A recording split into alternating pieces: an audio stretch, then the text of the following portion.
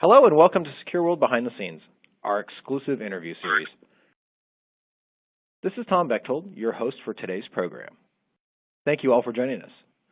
Today, Bruce Sussman from the SecureWorld media team will be talking with Mayra Rosario Fuentes with Trend Micro on some disturbing news that has come out regarding legal services in the dark web. Before we begin, I'd like to tell you a little bit about our special guests. Ms. Fuentes is a senior threat researcher with Trend Micro's forward-looking threat research team. She has more than 14 years' experience in cyber threat intelligence, working for the Department of Defense, U.S. intelligence agencies, and the private sector. Her current research interests includes healthcare, the dark web, and underground criminal markets. She holds a master's in computer science with George Washington University. She lives in Connecticut with her 2 dogs. Bruce Sussman is SecureWorld's digital content director and multimedia journalist. Bruce can be found traveling with the SecureWorld conference team at our 17 regional conferences, interviewing high-level delegates and creating our original cybersecurity stories on our website. Bruce, please kick things off. Thank you, Tom, and thank you, Mayra, for taking some time out. And Mayra, I know, as Tom mentioned, one of your interests is the dark web, and that's what we're here to talk about today. Kind of get the behind-the-scenes scoop on your new research that talks about lawyers and their advertising and services they're offering on the dark web. And I thought I'd start just by asking you for some context. I know Trend Micro's been on this case, if you want to call it that, for a while. When did Trend first notice attorneys advertising on the dark web? We first noticed advertisements in 2013 on Silk Road. There was an advertisement labeled Onion Law, and it was to connect users with lawyers around the U.S. that specialize in banking, commercial contract, immigration law, and criminal law. Now, it was just a consulting service. It wasn't a representation service. Okay, great. And now let's fast forward to 2018, and here we go into 2019 on the dark web. What kinds of illegitimate services are attorneys now claiming to offer? Right now I'm seeing services for money laundering. It could be from just consulting, giving you kind of advice of how to conduct it, to there's a Russian lawyer that does an online course on how to do money laundering from start to finish, and even gives you a couple of names of companies that you could use and different types of services out there. There's also forged identification documents. So there's several lawyers offering fake passports and birth certificates. There's also lawyers offering real estate transactions with fake identities, which sometimes the identity package is part of the service, or you can get your own fake identity from a different user.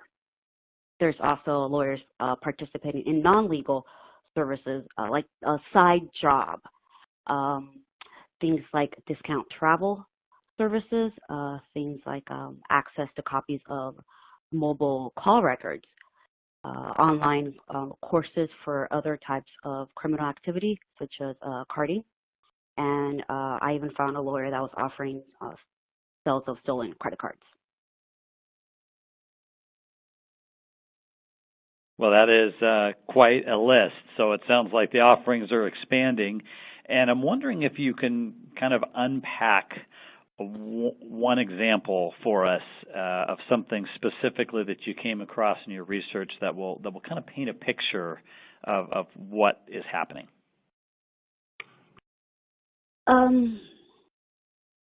It would be probably the money laundering. I thought that was kind of interesting. The service was being offered. That's something that it's unusual to offer a lawyer to be involved in something like that, and to even offer what companies to use and kind of give you a list of friends that you can use. So I thought that was one of the things that was the most interesting, I thought. Okay, and I noticed in your report one of the things that you did, in addition to looking at the services that are being offered and how they're being offered, you highlighted 3 individuals, almost like profiles. That was very fascinating. Can you tell us a little bit about these profiles you highlighted in the report? Sure. I spoke about 3 specific ones. It was Guilion, Zetla, and a Seller 319219. Seller 319219 is a U.S. lawyer, and he actually is barred in New York. He doesn't advertise this on the site, but once you contact him, then his assistant will let you know that he is barred to work in New York and to work with federal cases in the U.S. He's offering one service I have not been able to find anywhere else, and it was a fugitive extraction service, where you will notify him of your issue, and then he will decide whether or not to take your case and help you out.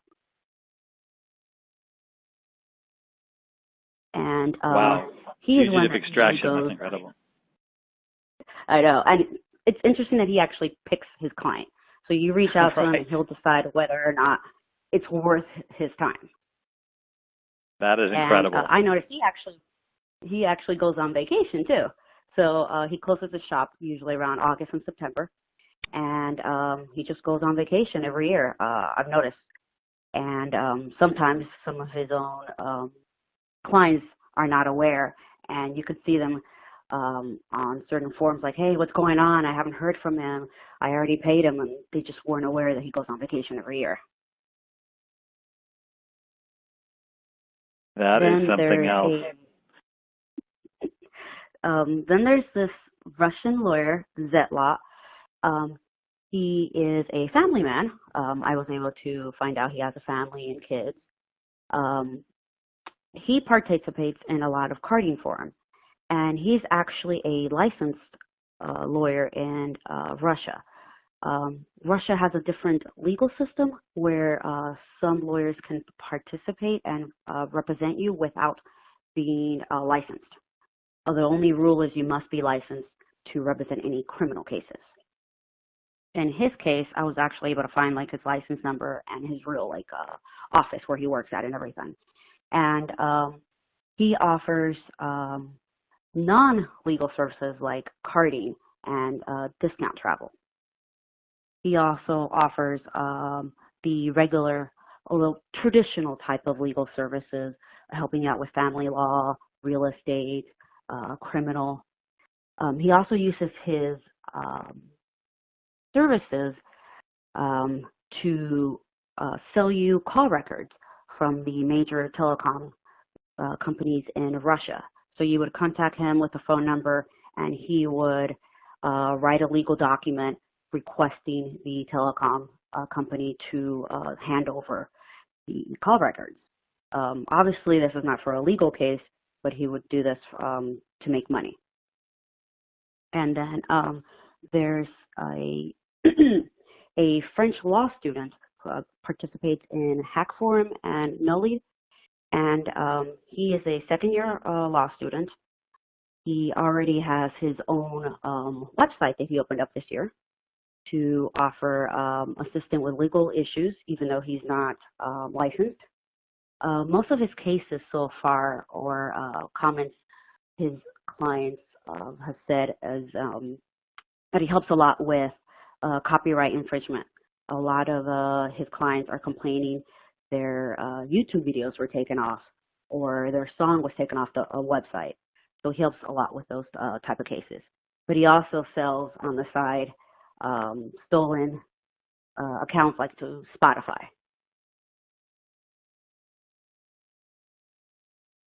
Well, that is fascinating, and I mean, you obviously love your research, so you spend a lot of time, I take it, then, on the dark web trying to figure out what's going on. Is that right? Yes, I basically lived there in the past 10 years. It's more like a hobby at this point, where sometimes I'm like, I wonder what's going on. Let me just open up my laptop and just check out a couple of websites. I can imagine, Mayra. Okay, one last question on the law front. Are you seeing legitimate services offered by attorneys? Like, is this some sort of untapped market for clients? Actually, it is. I did interview a lawyer. He was advertising his services out in the open, so he had his full name, law firm, phone number, his license number. He was not hiding his identity, and he was offering help with family, civil, and criminal. And according to the Bar Association, there's nothing wrong with advertising on the dark web, as long as it's not false advertising and they're not hiding their identity. And he was, like I said, completely out in the open. I asked him why he was advertising, and he said it was just, why not? You're closer to the criminals who may be needing your help. So I think it is an untapped market. I think lawyers might look more into this as the Bar Association decides what to do with cryptocurrency. Right now, that is one of the issues about advertising on the dark web. Cryptocurrency may not be an option as a form of payment. For the lawyer that I interviewed, he was just using regular forms. He was not using cryptocurrency. The person would pay him through credit card or through checks. So I do think this will probably be something that will continue. For the Russian market, it's been around since 2013, and it doesn't look like it's stopping. And I've noticed a lot in forums, and these cybercriminal forums, there used to be no discussions about this. And now you see a lot of people asking, hey, is there a lawyer in the forum? Can someone help me out? Just someone send me a message, and I'll discuss this with a lawyer. And slowly I'm beginning to see some forums are now having sections just to discuss legal issues. So I think it's going to be probably a bigger market as more people discuss these things in forums. Yeah, that is very fascinating, and I certainly can understand what he was saying when he says, you're I mean, it's almost like a target market, right?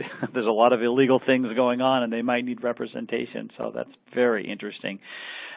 One last question that I have, since we have you here, Mayra, and you've been doing research and looking around the dark web for a decade now. When we're at our cybersecurity conferences around the country at SecureWorld, we hear from the attendees, I mean, they are all these leaders, they're trying to mature their own cybersecurity programs. But what I hear you describing on the legal front here, at least in the dark web, seems to be a maturity happening there as well. I mean, are you seeing the dark web continuing to grow and become more sophisticated, or what is kind of your take on what's happening within that community?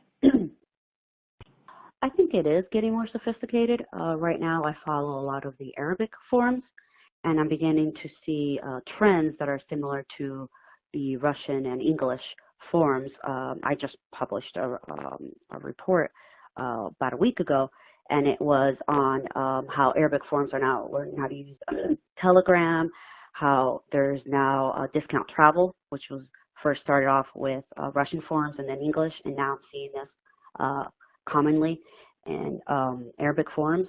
So I'm kind of seeing certain trends that follow each different language type of forum, and I think it's going to continue. It's going to keep maturing. It's not slowing down. I haven't seen the sites have like less users or anything like that. And usually when one closes, everyone jumps to the next popular one. So I don't think it's slowing down at any point. Okay, well, thank you so much, Mayra, for your insights. That is fascinating. And boy, it would be interesting to live in your world and spend so much time in the dark web. So thank you for taking us behind the scenes for a few minutes. And now I'll turn it back over to Tom. Thank you, Mayra. Great job, both of you. Thanks for the research. It's very eye-opening, a little on the scary side, I will admit, but definitely stuff we all should know, We hope everybody learned a little something from today's interview. Be on the lookout for our future installments of Behind the Scenes with our media team. On behalf of the SecureWorld Digital team, I would like to thank everybody for joining us today.